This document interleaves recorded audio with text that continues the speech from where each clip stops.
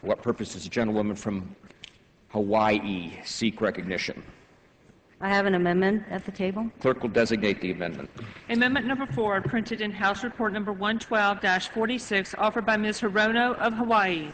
Pursuant to House Resolution 189, the gentlewoman from Hawaii, Ms.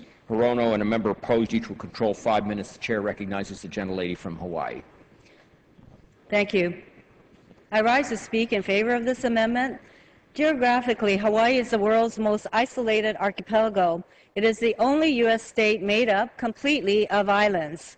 There are 4 counties in Hawaii, all of which are separated by a body of water.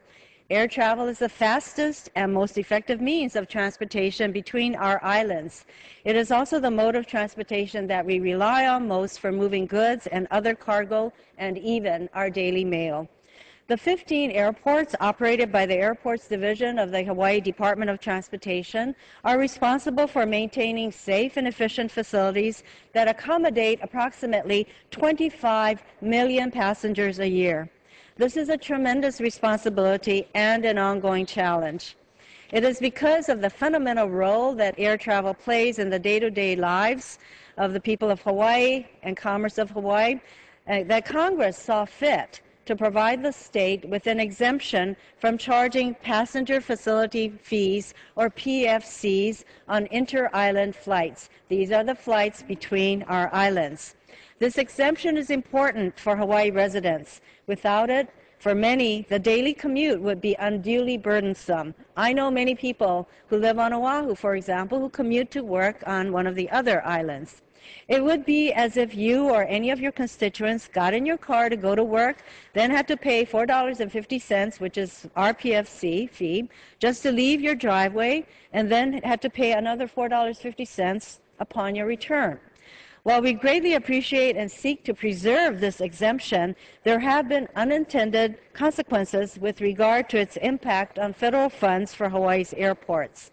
This is because of the way that PFCs impact the formula funding that is apportioned to each state under the Airport Improvement Program, or the AIP. As my colleagues know, AIP grants are awarded to each state based on a formula. For airports that opt to collect PFCs, formula funds are cut by either 50 or 75%. This reduction depends on the amount of PFC charged. For airports that assess PFCs on 100% of their passengers, this arrangement works well. However, in the case of Hawaii, the 2 airports that collect PFCs only collect them on a portion of the passengers at these airports.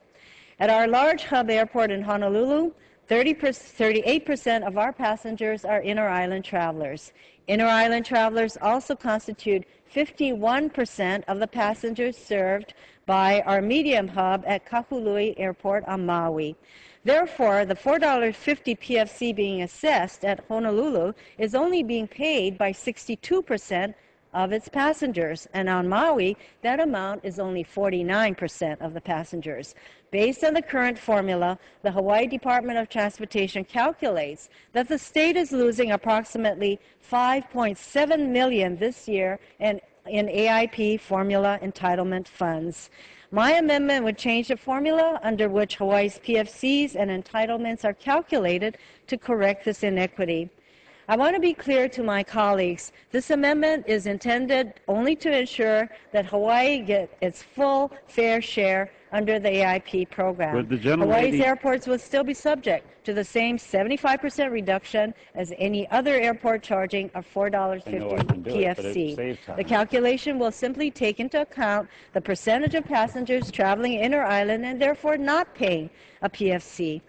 I also want to point out that this is not a windfall for the state or, in my view, an earmark. In fact, House Rule 20, paragraph E, parenthetical E, the definition for earmark, defines an earmark essentially as any member-requested federal assistance to a targeted entity or locality other than through a statutory or administrative formula. Would the gentlelady... Oh, I'm sorry. Yes. I was so intent on my message. Would the gentlelady yield? We've reviewed your amendment, and based on the recommendation of the FAA, I think Chairman Micah and I are prepared to accept your amendment. We would also ask, however, that you consider working with us on the amendment that you've intended to offer later. It's in an area that is already within the FAA's jurisdiction where they're working, but not as hard as you would like, and we think we could continue to work with you on that, but we would accept this amendment. I want to thank the Chair, Subcommittee Chair Petri for that, and Mr. Michael.